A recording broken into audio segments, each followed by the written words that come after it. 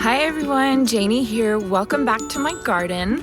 Today I'm in my front yard and today it is time for another garden tour.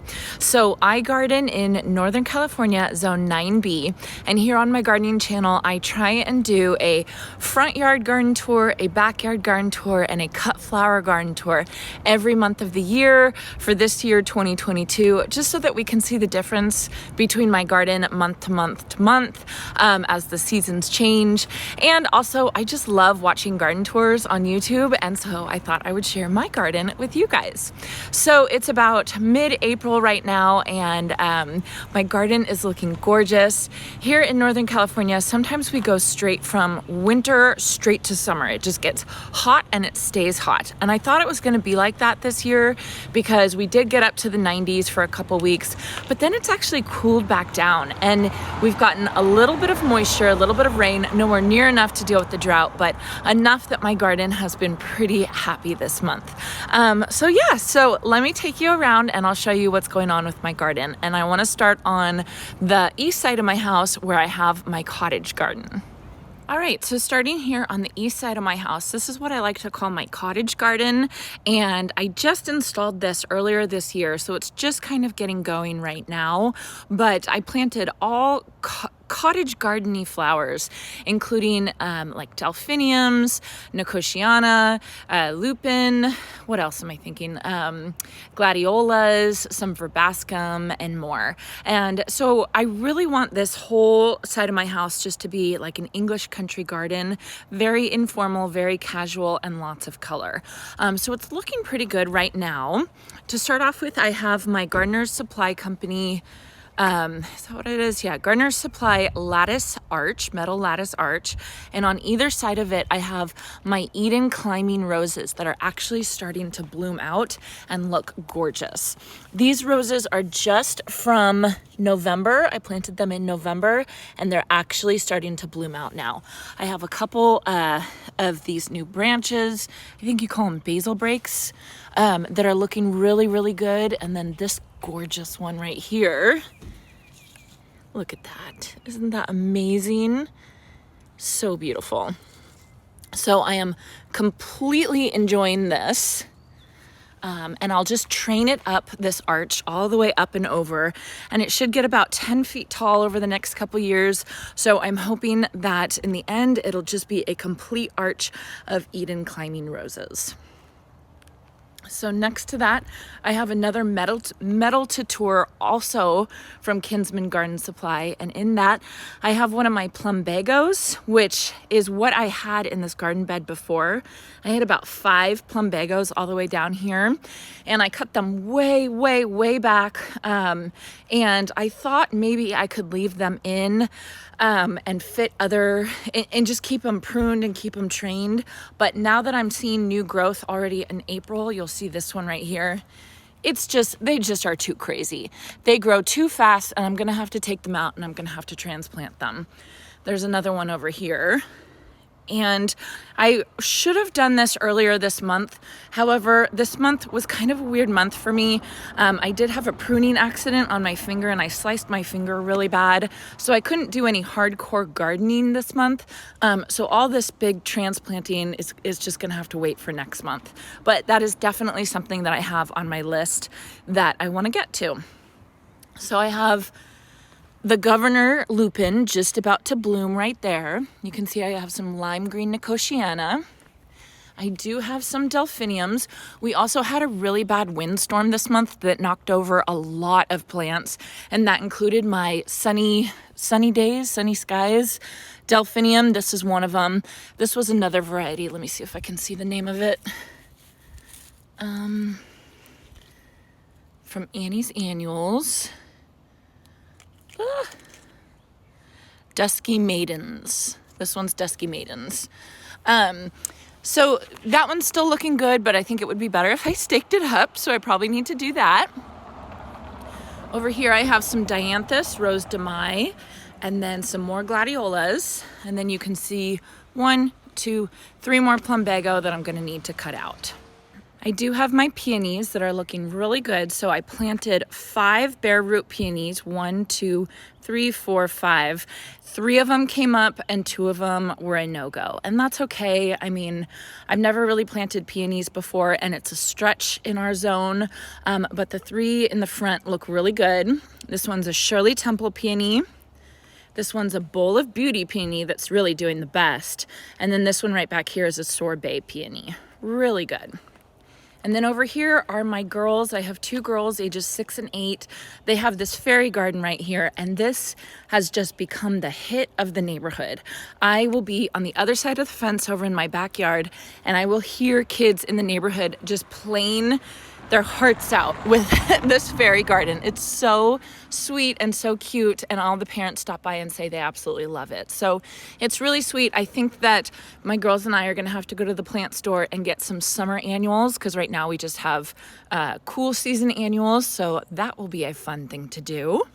And I think that I might, you know, it's been such a hit, I might even just kind of expand it to this whole area. Won't that be cute? So walking back over here through my lattice arch, you can see I have these gorgeous bearded iris, and I actually don't know the name of these bearded iris because they were here when I moved into this house. They were over off to the left on the other side of my cottage garden, and they had not been divided. It was this massive clump that was just overgrown. So I divided them all and planted them out right here, and they look absolutely beautiful. I'm really happy with them. Right over here, hopefully you guys can see that the sun is basically going to set pretty soon.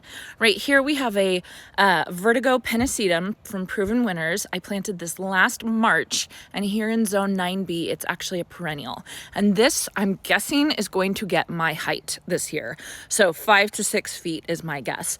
Right now it's really early on. I cut it all the way back, and it has its new green growth right now, but pretty soon these leaves will turn kind of like a purpley color, and it will get so tall and so crazy, and it like by the end of the season it looks like a monster.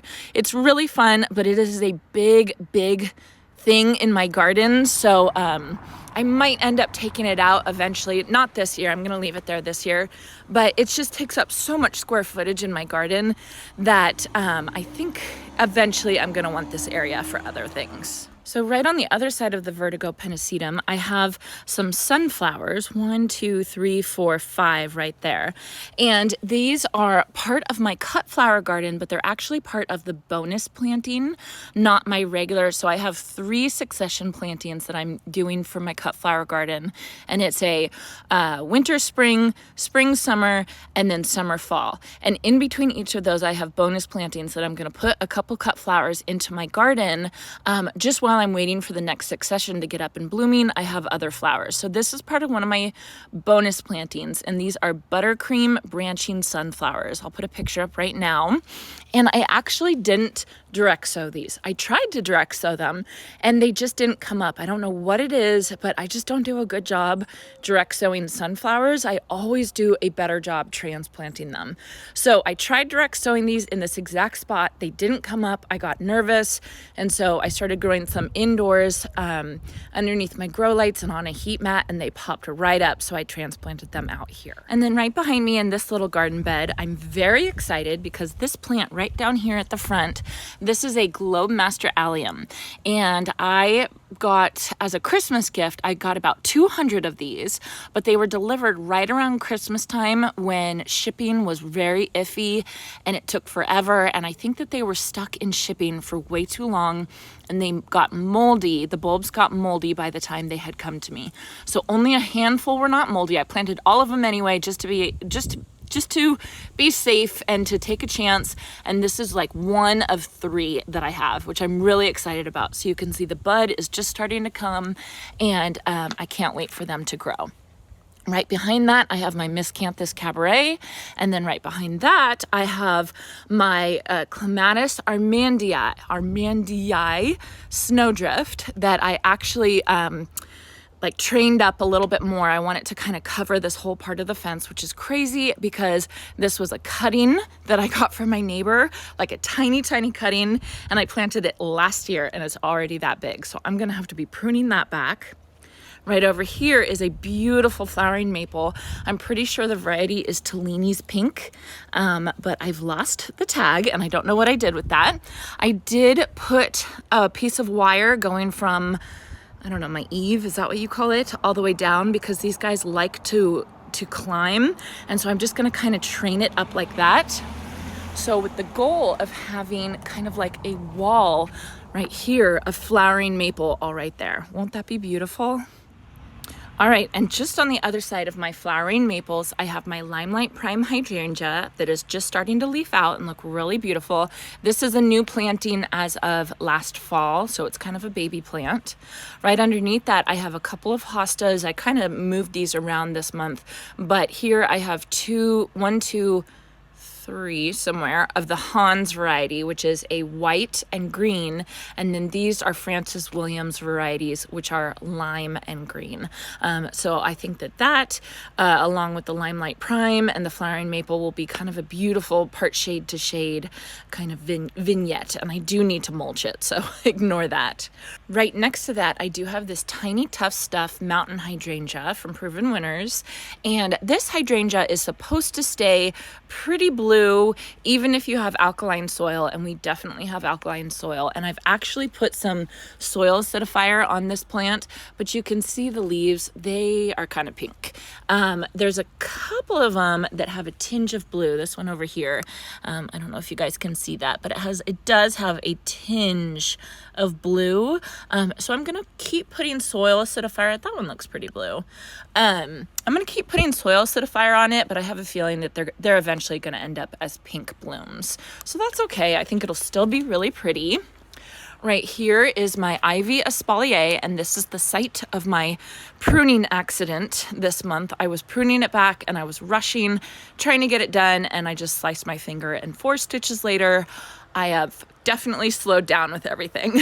So, you just gotta slow down, especially when you're dealing with sharp objects. So over here, I have another Limelight Prime hydrangea. Right underneath that, I have 2 Sarah Bernhardt peonies that I'm growing from bare root as well. So I don't know if these are going to flower this year because these are in quite a lot of shade, but we'll see how it goes. I have a Wichita Blue Juniper right there that I absolutely love. And then over here, let me back up so I can show you guys this side. All right, so this garden bed I think needs a little bit of help this year. So this is, I think it's a chambray blue superbena. I found it at the store and I just threw it in there and I didn't really think about it, but I really, really love this color. It's coming across as purple on my camera, but it is blue. It is blue superbena. So I'm hoping I can find some more of that because that will be beautiful. I do have this variety of dianthus that's very pretty. It's just not, I don't know, I just don't love it. I can't decide if I like it or not. It is blooming its little head off, and I don't want to move it, and I don't want to cut it back while it's blooming so beautiful right here. But I do think that I kind of want to revamp this area pretty soon. I do have a white verbena. This is not a superbena. This is here, and then one over on the other side. These are just verbenas that I got at the store, just generic verbenas, and it looks like this one has died, and it looks like this one is about to die. So I think I just need to revamp this whole area. This is a loripedilum, a Chinese fringe flower, and then dotted around I have one of my favorite plants, which is a Helen von Stein lamb's ear that I absolutely love, and then along the fence as well I have the Mystic Spires blue salvia that is starting to bloom out, and it's looking gorgeous. Okay, and over here is a little trio of pots, metal pots that I did this month, and it's looking really good. This big one is really starting to bloom out. I packed it so tight, and it's looking gorgeous. Starting off with the Mystic Spires Blue Salvia as my thriller, and then for my filler, I have Nemesia that's not good. I mean, it's happy as anything right now because the weather has been nice and cool, but of course once it starts getting hotter, it's not going to be very happy here. But what will be happy is this common heliotrope right here, and this is quickly becoming one of my favorite plants. It's technically an annual here, but let me spin you guys around. Over here, I planted 3 of them. You can see it has really dark foliage. These I planted last year, and I thought that they died from a couple of the frosts that we had, but you can see it's blooming. So it is just the most amazing vanilla smell. It's incredible. If you guys have never smelled it, I really, really think that you guys should, because it's amazing. I love this plant. So that's going to be my filler once the Nemesia is all done. And then underneath I have some lamium for my spiller. Gorgeous. In the watering can right here, I have trailing lantana that's not blooming very well right now, but I think it's just a little too cool for it. Over here I have some bacopa, some purple sweet alyssum, and then right behind here is a superbena sparkling amethyst that I transplanted from my backyard. I cut it way back, and so it hasn't fleshed out again, but it's about to. I can see buds on it already.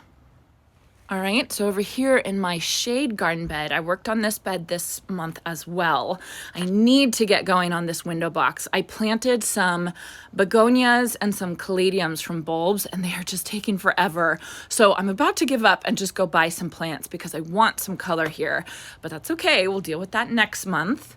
Underneath here, I transplanted a couple shade plants from my backyard, from a garden bed that I thought got a little bit more shade than it actually does. And oh my goodness, this Francis William hosta has doubled in size since I've moved it here. This Big Daddy hosta has almost doubled in size. They're just so happy right here. And then I did also transplant this ostrich fern. So my goal for this garden bed is just to be a whole bunch of different colors of green, like hostas and ferns, and have variegation and different things like that. I think that will be really beautiful underneath here. All right, and here is my front door, and the reason why I'm showing you this, there's no plants here right now. I will be planting in this little vintage crock. I want to plant some shade plants in that crock, but the things I wanted to show you here are this guy and this guy. They have been hanging out here. It is a moth, and somebody told me on Instagram, you guys see that? Somebody told me on Instagram that it is a hummingbird moth, and they are actually really fantastic pollinators, really good pollinators. So I'm leaving them there because apparently it's like really good luck to have these. And I have 2. So they've been here for about a week or 2 now, and I'm welcome. Stay as long as you like. And I'm glad that they were here right now so I could show you guys. Okay, so turning around, you guys can see this is my star jasmine, and I planted this plant, I think 2 years ago on Mother's Day, and I am training it all the way along my eaves. Now there is a wire that's kind of running along. Let me see if I could show you right here. Can you guys see that? There's a wire right there, and that is actually what I'm training the jasmine on. So I'm trying to keep it away from the eaves of the house just because I don't want it to grow in there. But you can see that if I don't stay on top of it, it starts growing into the house. So I need to get up there and I need to clean that and fix it. But this guy is about to start blooming, which is going to be amazing because when it does bloom, you can smell it down the street. It's incredible, and I love it. And I did get another one. Let me move very slowly. I did get another one, and I put it there, and I'm starting to train it up this little post right here. So obviously, I love this look, this English, like, secret garden look where everything's kind of engulfing the house. I just think it's so beautiful. I would love to have one of those homes that's just covered with plants. Okay, so you can see my crepe myrtle tree has finally leafed out. I really don't like these trees when they don't have leaves. I think they're kind of ugly, but I think it looks absolutely gorgeous when it does have leaves. It gives a little bit more shade, and it just brings such a pop of green to my house. So this garden bed right here, I call it my crepe myrtle garden bed. It is the star of the show lately this month. It has been so beautiful. It's just been blooming so well. So to start off with, I have this sparkling amethyst superbena right here. I planted these last year, I don't remember, sometime last year, and they're just going crazy. So it's just so exciting. If you guys live in my zone, I would highly recommend this Superbina, because it's normally an annual. It's sold as an annual, but it obviously it survives in our zone, and it's such a fantastic plant. You can see right over there I have a white one. I think this is called Whiteout, and it's beyond happy. So I have some geraniums, common geraniums right here. I don't know the names of them. Some New Look Dusty Miller, some foxtail ferns right there, and then obviously the star of the show is my foxgloves. These are Camelot mix foxgloves. I grew them from seed, and the wonderful thing about these is that foxgloves are biennials, and which means that they bloom second season. They just get foliage the first season, and then they don't bloom until second season. However, this Camelot mix variety, I got it from Johnny Seeds. It blooms first season. So it's incredible. There's even some plants in there that are from last season and bloomed last season, and they're blooming again this season. The bees just love it. There's bees all over them all the time, and it just is so gorgeous. I just love it. So you can see it just brings so much height to this garden bed. It's so beautiful. I'm so happy with it. I have my calla lilies in between. Those were also here when I first moved into this house, and I divided them into two. I would love to divide them into three, but it just seems like a really big job right now. And then hiding around, I have a ring of bobo hydrangeas that's basically completely covered by the foxgloves and the calla lilies. So I'll have to uncover those in a little bit. Another thing that I did do this month was I transplanted a lot of my cyclamen. I had cyclamen in my kitchen window box, and this is kind of like my cyclamen transplant bed, and I just end up putting them out here, and they don't look fantastic. They're a little bit worn out, you know what I mean? But I did this last year with the darker pink ones, and they thrived, and they had a little bit of color all season long, which was crazy. So I'm not expecting that. But these lighter pink ones I just transplanted from the window box, and hopefully they'll take just like the other ones did. Over here on the west side of this crepe myrtle bed, I have more of one of my favorite plants, which is Mystic Spire's blue salvia. And this area is actually, I would say, part shade. I wouldn't say full shade. I would say part shade. But you can see they are still blooming their little heads off. They're still totally happy. And that is one of the reasons why I love this plant, is that it does so well in sun, but it also does really well in shade. So, and I think it looks really pretty with the silvery blue of either the Helen von Stein lamb's ear, like I have it up there, or right here I have it with my Dusty Miller. Okay, and then coming back over to my main garden, you can see I have my lemon coral sedum lining my walkway, and I love that look. However, the one thing I don't like about lemon coral sedum is that it does bloom this time of year, and it blooms these little yellow flowers that I have to say I don't really like, and I tend to want to cut it back. And when it is blooming, I kind of think like, gosh, do I really like this plant here, or should I change it for something else, like a boxwood or something like that? And you know, it's just this time of year that I don't like it, and so it's just something that I have to deal with. I'll cut it back, and then it'll start getting its chartreusey green color again, and it'll look absolutely gorgeous. So just off to the left of that, I have more Camelot mix foxgloves looking beautiful. I do have some more Mystic Spire's blue salvia, and right behind that is some Spanish lavender. My osteospermum are kind of blooming out, and I think I want to take them out this year just to have some more space in this area. I also, again, don't really like the yellow color of these, so it's just too much yellow with everything going on. So I think I'm going to take those out, and then I have to decide what I'm going to plant right there. Like I said, this is more of the Superbina. This is Superbina Whiteout from Proven Winners. And then right up here, this was another limelight hydrangea. Right up on my pathway over here, this is kind of sad. These are afternoon white cosmos. This was another one of my bonus planting, but we had a terrible windstorm that just knocked over all of my cut flowers, and I had just planted these guys out.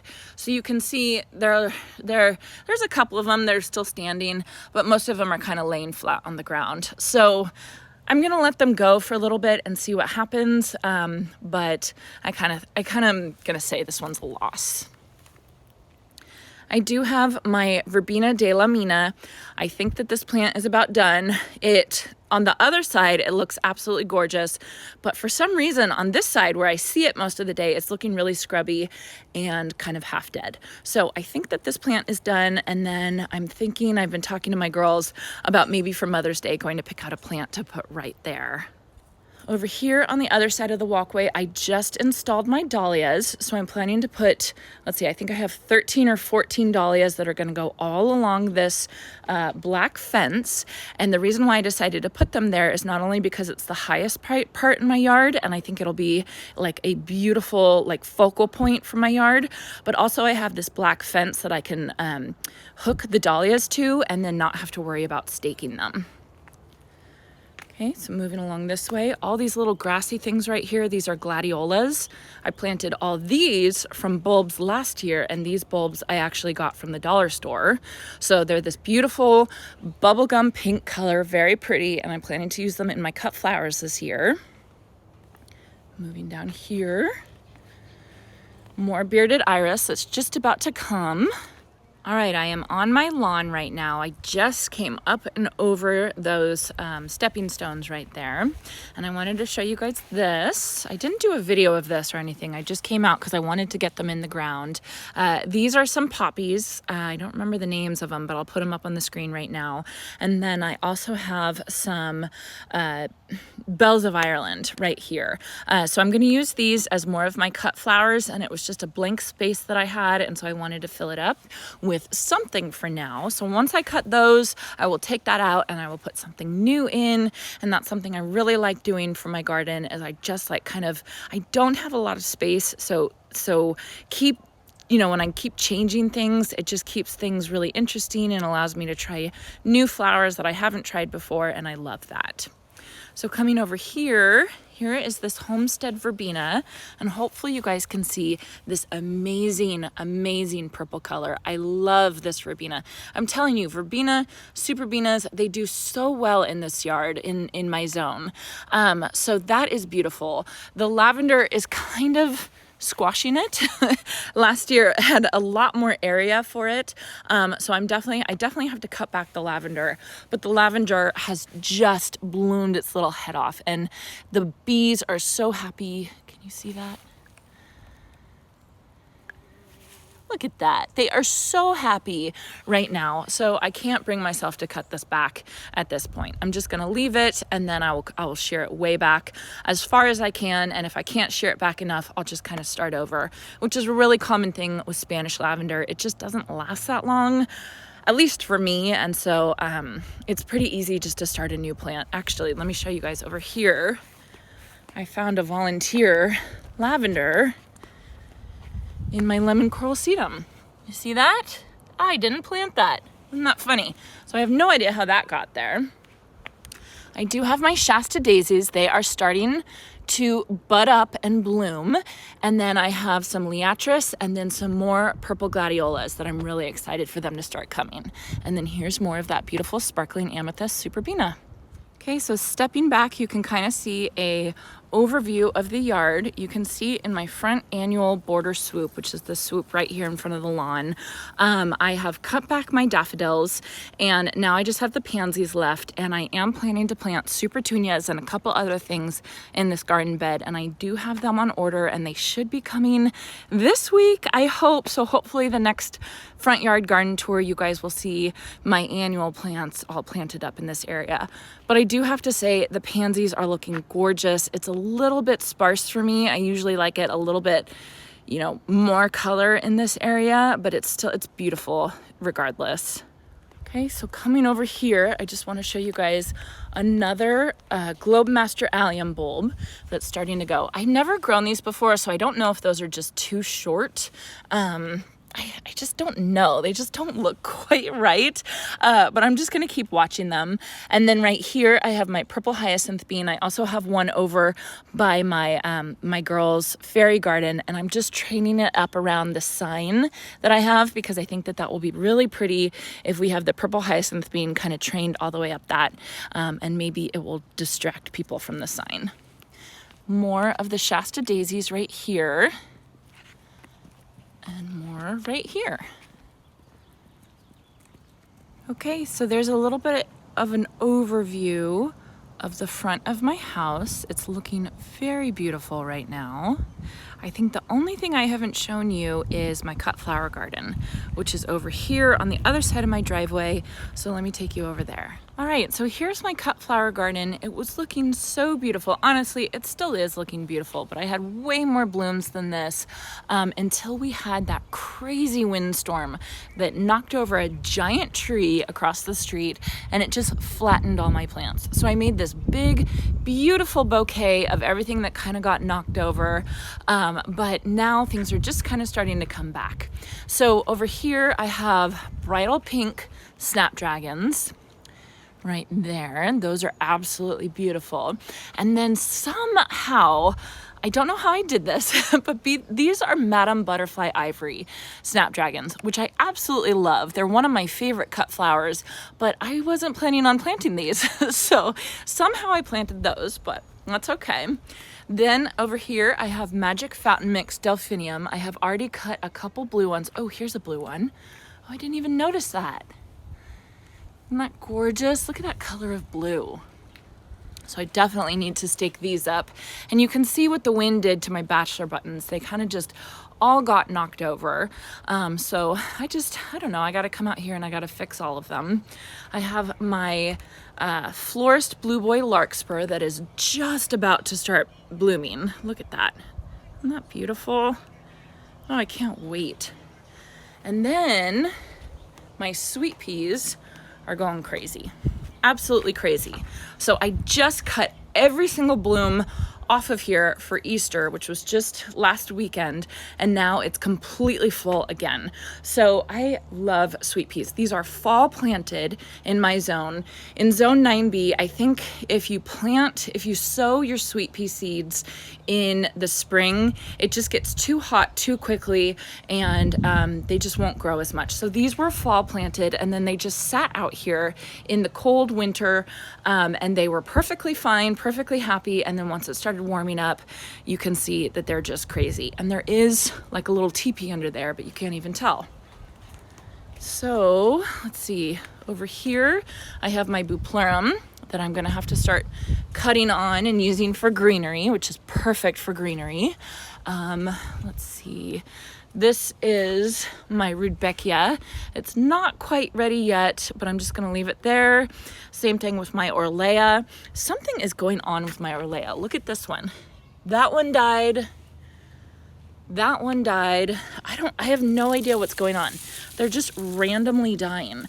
Yeah, it's like not too hot. Maybe they're getting too much water or something. I'm not totally sure.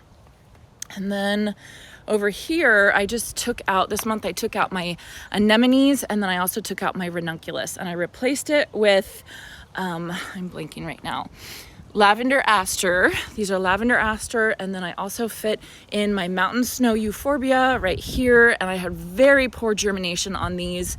And somebody asked me if this was a stretched seedling, and I honestly have no idea.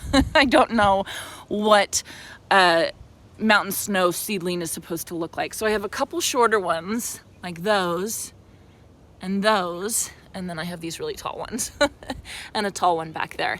So it's just a trial. I'm just, I'm just having fun with it. I'm not totally sure what I'm doing, but that's part of the fun of gardening.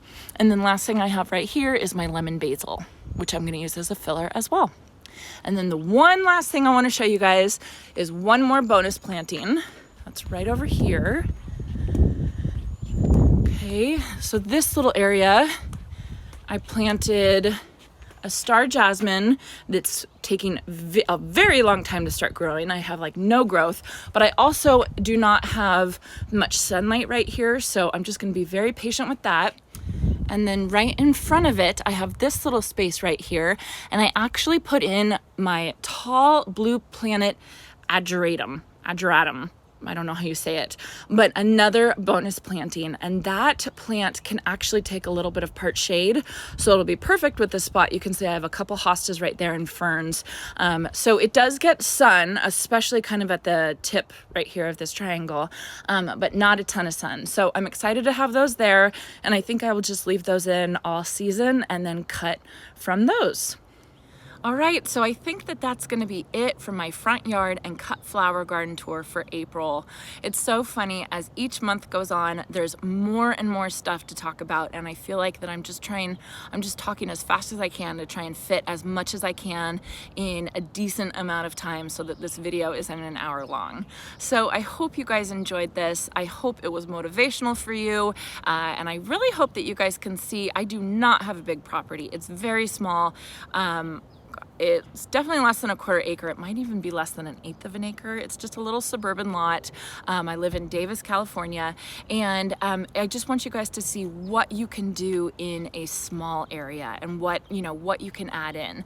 And one of the best things that I think you can do is to keep turning it over. So don't be afraid to pull out a plant and put in a new plant or try something else. And it just will, you'll figure out what you love in your garden and you'll enjoy it at the same time. So if you guys want more videos like this, want to see more videos, please consider subscribing. I would really appreciate it. And I hope you all have a chance to get into your garden today.